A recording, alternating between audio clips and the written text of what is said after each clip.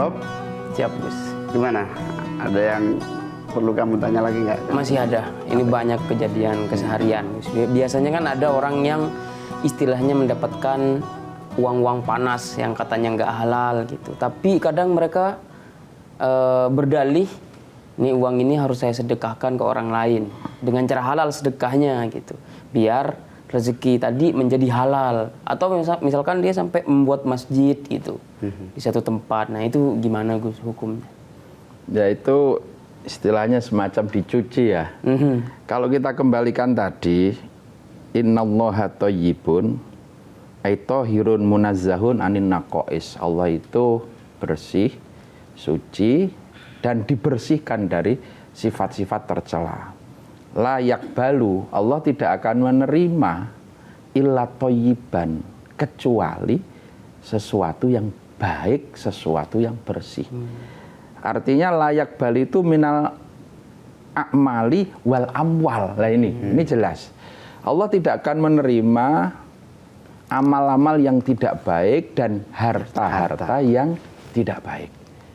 Jadi kalau Anda bikin masjid tapi hartanya itu prosesnya tidak thayyib, maka masjidnya juga tidak akan thayyib. Maka sering kita sampaikan ke masyarakat bahwa bagaimana agar ketika membangun masjid, pastikan harta yang untuk membangun itu yang thayyib. Agar masjid itu ya apa ya, vibe-nya dapet gitu loh. Kan kelihatan, kadang ada masjid yang kelihatannya apa ya, kayak gersang. Kita masuk kok nggak dapet gitu loh. Suasananya itu nggak ngerasanke kalau bahasa Jawa. Sementara masjid yang kelihatannya sederhana tetapi kok nyaman, merasa sejuk itu. Nah itu karena mungkin prosesnya tadi. Jadi tidak bisa namanya Anda dapat duit nggak jelas terus udahlah ini tak kasihkan anak yatim aja. Dari kita itu nggak jadi amal karena layak balu. Allah tidak menerima amal ataupun harta yang tidak thayyib minal a'mali. Nah, tapi kalau soal yang menerima anak yatimnya, yaitu sudah beda lagi. Beda lagi. Cuman dari kita aja yang Allah tidak akan yang menerima. sia-sia. Sia-sia gitu loh. Sia-sia. Makanya itu. banyak tips dari kiai-kiai itu yang kalau kita bersodakoh atau berbagi kepada orang miskin dan anak yatim, yang dari rekening pribadi kita sendiri. Karena ada tips itu dari kantong dompet kita sendiri, meskipun sedikit. Jadi duitmu banyak berarti Bob ya? Ya. Belum THR kan?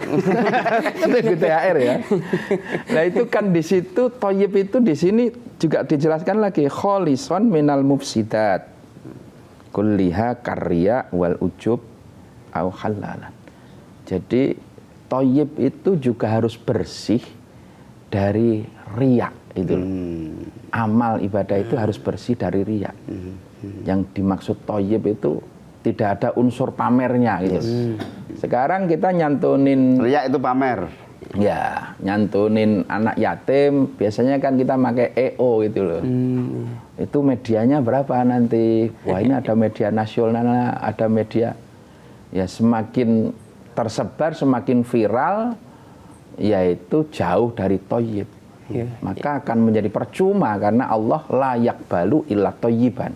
Allah tidak akan menerima amal ibadah, harta-harta kecuali yang thayyib, yang baik, yang bersih itu ya. Jadi para pemirsa yang saya hormati, at-thayyibu itu bermakna bersih, baik, maha bersih, maha baik. Pantulannya bahwa kebaikan itu darinya, dari Allah. Dan Allah akan menerima yang baik-baik. Kita sebagai hambanya tentu berkewajiban untuk meyakini sepenuhnya bahwa kemahabaikan Allah, kemahabersihan Allah itu mutlak adanya. Sehingga hidup kita benar-benar kita dedikasikan menuju kepada yang at-thayyib itu. Dalam konteks akhlak kita keseharian, at-thayyib itu paling tidak saya menangkap dari Kiai Yusuf Khudhuri tadi 3 hal.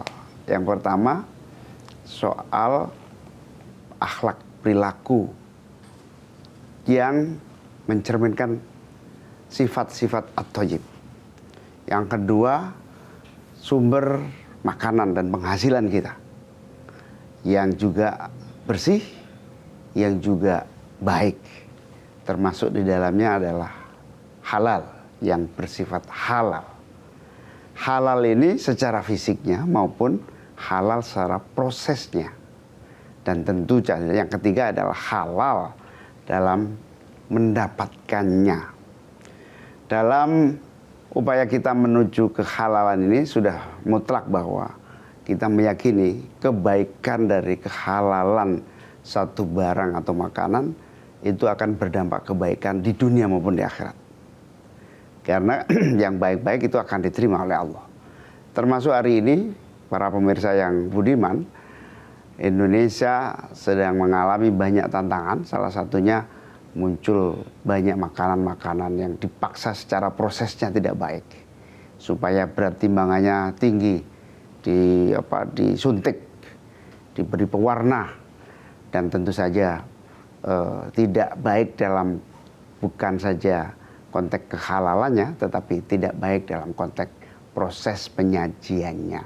Oleh karena itu, dalam mengambil hikmah dari yang maha bersih, yang maha baik, ini marilah kita kembali kepada satu tagline. Berkumpullah dengan orang-orang yang baik, berakhlaklah dengan akhlak yang baik, dan makanlah makanan yang baik dan halal serta bersih. Terima kasih atas perhatian para pemirsa. Terima kasih kepada Gus Yusuf yang telah hadir bersama kita menyertai sahur malam hari ini. Sampai jumpa di Asmaul Husna berikutnya. Insya Allah berkah. Allahumma wafiq ila aqwamit thoriq. Wassalamualaikum warahmatullahi wabarakatuh. Metro TV